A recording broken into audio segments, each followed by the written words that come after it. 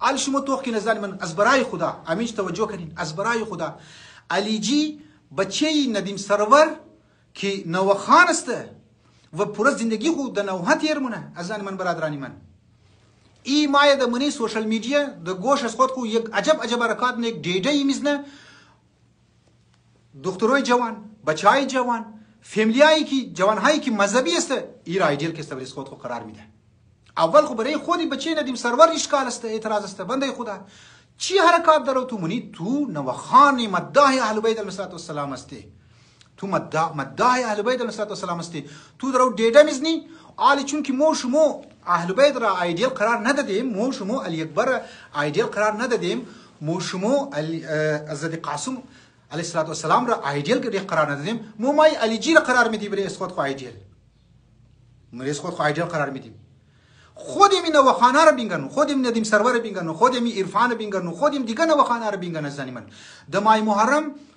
نوحی که اینها ریلیز مونن یک حرکاتی عجیبی، یک استایل های عجیبی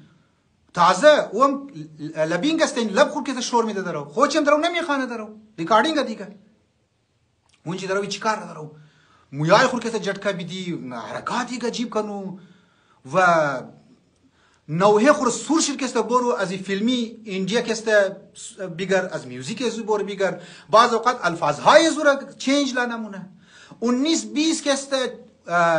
نوحه خور چینج مونه مایرا کسته بریز موشمو لیلیز مونه موشمو بعضی از مذهبی افراد گانا گوش نمیتونم گیار بیا امو اندرونی شهوت خور که امو پراس دل خور کسته میخوای کم کنه به از طریق نوحه ندیم سرور یا بعضی مزیف نوحہ خانه دو نمبر کسته اینها برمون از زنی من برادرانی من مور جوان ها ما رو گفته نوحهای ندیم سرور و نوحهای فلان از نتانش از فیلمی اندیا که است گرفته میشه، از میوزیکش، از گانهایش، از گیت مالهایش که است گرفته میشه که ان شاء الله ما دیگه مای محرم ایره اکسپوز کردیم تو می چیز رو مترسم نمخری مو نمیخوای که دینی از مو دینی سست باشه، مو نمیخوای که دینی از مو دینی یک غیر منطقی غیر لاجیکلی که سگیری مردم پیش شونه. زنی من برادرانی من خب ندیم سرور چری کارمونه، بچه‌ش چری کارمونه، تو مذهبی هستی به خاطر از اینکه اینها فقط امو مشهوریت خو میخواه، امو معروف بودوی خو میخواه و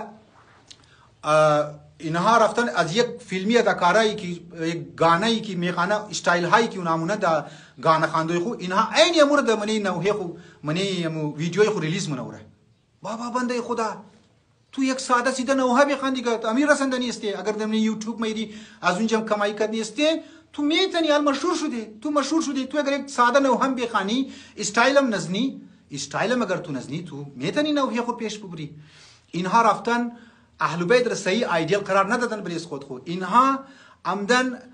یک فیلمی اداکار باور کن اونها را برای خود ایدیل قرار داده که ال دبری نوحه نام اثر کده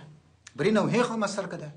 خودی بچه کلانی ندیم سرور اگر ما توخ کنی منی یوتیوب ما توخ کنم دنبال منم نوحهش دنبالنم و امو ظاهری زندگیشی که یگو وقت بازار برمشه یگو سلفی مووی کی میگره ما حیران میشم که درو چی کارم ندارم ای چی کار ندارم و جوانهای اسمو دخترای اسمو بس چون که علی جی شاید کم ذره خوبصورت است بچه کلان ندیم سرور کم ذره خوبصورت است اینها را ایدیل قرار میده. بنده خدا شما د کدام لب رئیستین د کدام طرف رئیستین اینو توجه کنیم. زنی من برادرانی من